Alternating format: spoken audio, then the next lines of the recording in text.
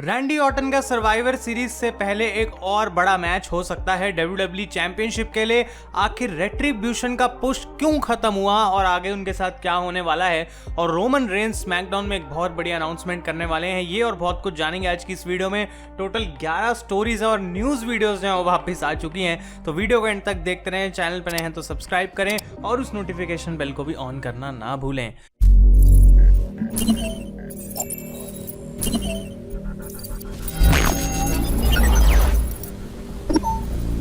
तो गाइज, मैं हूं आयुष और आप देख रहे हैं रेसल इंडिया और स्वागत है आपका। बहुत समय से न्यूज़ वीडियो नहीं आ रही थी, अब कोशिश रहेगी डेली नहीं तो 2 दिन में एक न्यूज़ वीडियो आए, भरपूर न्यूज़ आपको मिले, क्योंकि मैं 3-4 स्टोरीज वाली एक वीडियो बनाना पसंद नहीं करता। एटलीस्ट 10 स्टोरीज तो हो, ताकि आप लोगों को इन्फॉर्मेशन मिले। वो मेरा मेन इंटरेस्ट रहता है वीडियो बनाने का।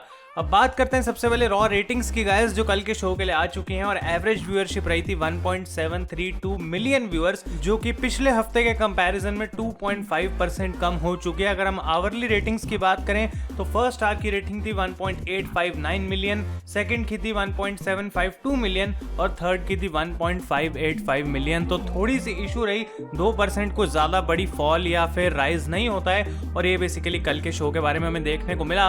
अगर आपने मेरा रिव्यू नहीं चेकआउट करा है तो वो भी चैनल पे आप डेफिनेटली जाके उसे देख सकते हैं। अगली स्टोरी की हम बात करते हैं गाइस, तो रोमन रेंस की एक सेगमेंट टीज करी जा रही है, और WWE ने अपनी वेबसाइट के ऊपर जो आने वाली स्मैकडाउन है उसका प्रीव्यू है पोस्ट कर दिया है, और उसके अंदर हमें बताया जा रहा है कि रोमन रेंस जे ऊसो की फेट को बताएंगे, यानी कि फैसला करेंगे कि आखिर अब जे ऊसो के साथ उनको एग्जैक्टली करना क्या है। क्योंकि अभी तक हमें सिर्फ इतना ही पता है कि कॉन्सिक्वेंसेज जो है वो जे ऊसो के लिए काफी मुश्किल हैं, और शायद उनको फैमिली से बाहर निकाल दिया जाएगा। लेकिन क्या कहानी में कोई ट्विस्ट आएगा, क्या रोमन रेंस कुछ और एक्शन लेंगे जे ऊसो के ऊपर, ये हमें स्मैकडाउन में देखने को मिलेगा। तो ये जो बड़ा फैसला है वो रोमन लेने वाले हैं फ्राइडे नाइट स्मैकडाउन में। इसके रिगार्डिंग आपका क्या ओपिनियन है, आपको क्या लगता है रोमन क्या बोलने वाले हैं, डेफिनेटली मुझे आप कमेंट्स में बताएं। अगली स्टोरी की हम बात करते हैं गाइस, तो मैट रिडल का मेन रोस्टर का स्टार्ट बिल्कुल भी अच्छा नहीं रहा है, और डेव मेल्टजर के अकॉर्डिंग ये बात मानी जा रही है कि ऑलरेडी उनके करियर को खराब कर दिया गया है, क्योंकि विंस मैकमैन को कुछ खास इस समय फर्क पड़ नहीं रहा मैट रिडल से। पहले उनको स्मैकडाउन पे लेके आए, हाइप करा, उसके बाद रॉ पे ड्राफ्ट कर दिया, और फिर से वो शेमस से भी मैच हार गए रॉ के ऊपर।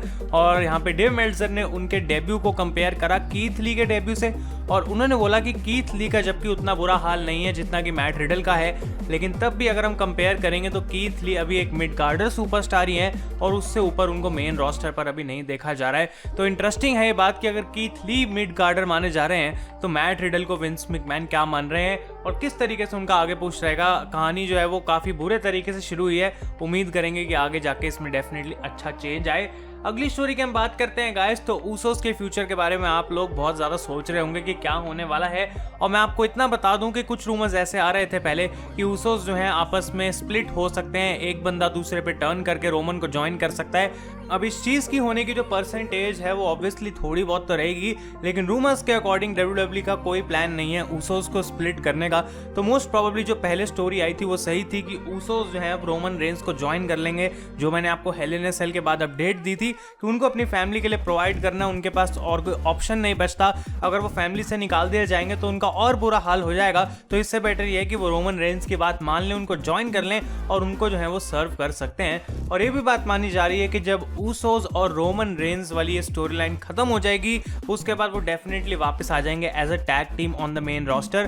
तो वो चीज़ WWE करने वाली है, और अगर आपको कहीं से सुनने में आ रहा है कि ऊसोस का स्प्लिट हमें देखने को मिल सकता है, उसका डेफिनेटली चांस बहुत ही ज़्यादा कम है। अगली स्टोरी की हम बात करते हैं गाइस, तो लाना के बारे में आखिर WWE क्या सोच रही है, क्योंकि 6 हफ्तों से लगातार उनको नाया जैक समोन ड्रॉप लगा रही हैं थ्रू द अनाउंसर्स टेबल। भला ऐसा उनके साथ क्यों हो रहा है बार बार, इसके रिगार्डिंग भी न्यूज़ आ चुकी है, और ये माना जा रहा है कि लाना को WWE एक बेबी फेस बनाना चाह रही है, और एक छोटा नहीं बल्कि एक मेजर बेबी फेस बनाना चाह रही है रॉ के रोस्टर पे। और उनकी ऐसी उम्मीदें हैं कि अगर नाया जैक्स ये चीज़ मंडे नाइट रॉ के ऊपर बार बार लाना को करती रहेंगी तो फैंस जो हैं वो लाना के लिए सिंपैथी दिखाएंगे और उनको चीयर करना शुरू कर देंगे। अब आई डोंट नो ये चीज़ कैसे काम करती है, क्योंकि पहली बात तो अरीना में फैंस नहीं है, और दूसरी बात क्या लाना उतनी केपेबल हैं कि वो उतना अच्छा कैरेक्टर बन सकें, क्या उनका माइक वर्क उतना अच्छा है, रेसलिंग स्किल्स उतने अच्छे हैं, आई डोंट थिंक सो। लेकिन WWE ये एक एक्सपेरिमेंट कर रही है, एक नया स्टार बनाने की कोशिश कर रही है, तो देखते हैं कि आखिर कितने हद तक WWE इस चीज़ में सक्सेसफुल रहती सकती है। आप लोगों के इसके बारे में क्या ओपिनियंस है मुझे डेफिनेटली कमेंट्स में बताएं। अगली स्टोरी की तरफ हम बढ़ते हैं गाइस। तो Randy Orton versus Roman Reigns का मैच तो ऑफिशियल हो चुका है। सर्वाइवर सीरीज के लिए एक चैंपियन वर्सेस चैंपियन मैच होगा और कोई भी टाइटल ऑन द लाइन नहीं होने वाला, लेकिन ये माना जा रहा है कि शायद हमें एक शॉक मैच देखने को मिल सकता है जहां पे रैंडी ऑर्टन को अपना टाइटल डिफेंड करना पड़ेगा बिफोर सर्वाइवर सीरीज। और ऐसा कुछ हमने पहले भी देखा है कि स्मैकडाउन के ऊपर 2 बार टाइटल चेंज हो गया था सर्वाइवर सीरीज से पहले, और फिर चैंपियन वर्सेस चैंपियन का जो मैच है वो चेंज हो गया था। तो यहाँ पे ऐसा कुछ होने की पॉसिबिलिटी है कि नहीं वो आई डोंट नो, लेकिन गाइस ये माना जा रहा है कि एक मैच हो सकता है रैंडी का। अब वो किसके साथ होगा, या तो ड्रू मैकिंटायर के साथ रीमैच हो सकता है या फिर field against McIntyre versus Orton की भी पॉसिबिलिटी है। अब ये जो मैच होगा ऑब्वियसली अगर सर्वाइवर सीरीज से पहले होता है तो रॉ के ऊपर होगा, एंड आई डोंट थिंक कि WWE ट्रिपल थ्रेट मैच जो है इतना बड़ा वो एक रॉ के शो पे हमें देगी। तो ये हो सकता है कि रैंडी ऑर्टन अपना टाइटल डिफेंड करेंगे सर्वाइवर सीरीज से पहले, लेकिन वो एक बहुत मेगा मैच में नहीं होने वाला, इतना बड़ा मैच नहीं कि रोमन वर्सेस ऑर्टन को वो छोटा दिखाए। और यहाँ पे रैंडी मुझे लगता है रिटेन ही करने वाले हैं अपना टाइटल, और वो डेफिनेटली रोमन से लड़ेंगे सर्वाइवर सीरीज में। अगली स्टोरी की हम बात करते हैं तो बहुत से लोग मुझसे पूछ रहे थे कि आखिर इस साल की सर्वाइवर सीरीज में NXT की इन्वॉल्वमेंट क्यों नहीं है, और डेव मेल्जर से रिपोर्ट्स हमें सुनने में आ रही है कि आखिर ऐसा क्यों किया है। और ये माना जा रहा है कि विंस मैकमैन को अब कुछ लेना देना नहीं है NXT ब्रांड से, उनको बेसिकली मेन रोस्टर के ऊपर NXT को एक्नॉलेज नहीं करना है और उनको ज़्यादा प्रमोशन भी नहीं देनी है। और इसका रीज़न ये है कि AEW डायनामाइट से NXT वॉर में नहीं जीत पा रही है, और हफ्ते के हफ्ते बाद जो है हर समय AEW डायनामाइट NXT को रेटिंग्स में हराए जा रही है। तो विंस मैकमैन को ये बात पसंद नहीं आ रही और उनको अब कुछ खास अपने रोस्टर को रिलेट नहीं करना है उस ब्रांड से जो कि अपने कंपटीशन को नहीं हरा पा रही। अब आई डोंट नो ये रिपोर्ट कितनी सच है, लेकिन काइंड ऑफ सेंस बनती है इस बात के अंदर कि NXT को सर्वाइवर सीरीज में क्यों नहीं रखा गया। और इसके अलावा और कोई भी रीजन हो सकता है कि हर साल सेम चीज करने का भी क्या मतलब बनता है। लास्ट टाइम उन्होंने NXT को सर्वाइवर सीरीज में डाला था ताकि उसके ऊपर ज्यादा आंखें जाएं, और सर्वाइवर सीरीज की वजह से NXT शायद डायनामाइट को हरा सके रेटिंग्स में। वो कुछ हद तक हुआ, लेकिन जैसे सर्वाइवर सीरीज खत्म हुई उसके बाद NXT वापस अपनी लो रेटिंग्स पे आ गई और डायनामाइट जीतती जा रही थी। तो काइंड ऑफ वो एक फेल्ड एक्सपेरिमेंट था और उसने वो अचीव नहीं करा जो WWE चाह रही थी। और शायद ये भी एक रीजन हो सकता है कि आखिर क्यों विंस मैकमैन ने डिसाइड करा कि इस बार NXT को नहीं रखना है। अगली स्टोरी की हम बात करते हैं तो टकर को गाइस इंटरेस्टिंगली WWE ने स्मैकडाउन के रोस्टर पे डाल दिया फिर से, और उनकी वेबसाइट उन्हें लिस्ट करती है कि अब वो स्मैकडाउन पे हैं, जबकि लास्ट वीक वो ड्राफ्ट करे गए थे रॉ के ऊपर। अब ओटिस पे उन्होंने हील टर्न करा और ये बात मानी जा रही है कि ओटिस और टकर की फ्यूड कंटिन्यू होने वाली है, लेकिन आखिर टकर है किस ब्रांड पे। तो रिंग साइड न्यूज की तरफ से हमें जानने को मिलता है गाइस कि टकर अभी भी रॉ ब्रांड के ऊपर है, और WWE की वेबसाइट पे जो अभी देखने को मिल रहा है शायद वो अपडेट कर दिया जाएगा, लेकिन ये जो ओटिस और टकर की फ्यूड है वो आगे जाके कंटिन्यू होती रहेगी। और प्रोबेबली ये ब्रांड वर्सेस ब्रांड का जो पेपर व्यू आने वाला सर्वाइवर सीरीज, इसी का फायदा उठा के ओटिस और टकर का मैच भी उस शो के अंदर करा जा सकता है। लेकिन अगर आपको लग रहा है कि टकर और ओटिस सेम शो पे हैं तो वो रिपोर्ट सही नहीं है, और प्रोबेबली WWE उसको अपडेट जल्द ही कर देगी। अगली स्टोरी की हम बात करते हैं गाइस तो रेट्रीब्यूशन का बहुत लोगों के दिमाग में ये ख्याल आ रहा है कि आखिर इस ग्रुप के साथ WWE चाहती क्या है करना, और ये बात मानी जा रही है कि विंस मैकमैन ने अपना इंटरेस्ट खो दिया है रेट्रीब्यूशन के अंदर, और वो उतना एफर्ट नहीं डाल रहे हैं उनको पुश करने के लिए जितना कि वो बाकी मेन इवेंट स्टार्स के ऊपर डाल रहे हैं। तो जो स्क्रिप्ट में प्रायोरिटी देने वाला ऑर्डर है उसमें रेट्रीब्यूशन काफी नीचे आती है, और ये वो अनलकी है काफी, क्योंकि ऑब्वियसली रेट्रीब्यूशन के अंदर कोई बहुत बड़े स्टार्स तो है नहीं। मुस्ताफा अली लीडर हैं जो कि इतने समय से बैरी करे जा रहे थे, और ऊपर से NXT के सुपरस्टार्स जिनसे विंस मैकमैन को वैसे कोई फर्क नहीं पड़ता। तो रेट्रीब्यूशन का पुश माना जा रहा है कि खत्म हो चुका है। क्या विंस मैकमैन का जो है वो ओपिनियन बदल जाएगा और एकदम से उनको फिर से पुश करा जाएगा? ये बिल्कुल होने की पॉसिबिलिटी है, लेकिन अभी के लिए जो है वो रेट्रीब्यूशन के लिए बैड न्यूज है। अगली स्टोरी की हम बात करते हैं और एक इंपॉर्टेंट अपडेट है रिगार्डिंग द WWE थंडरडोम। कब तक डील चलेगी, कब WWE यहाँ से बाहर चली जाएगी गाइस?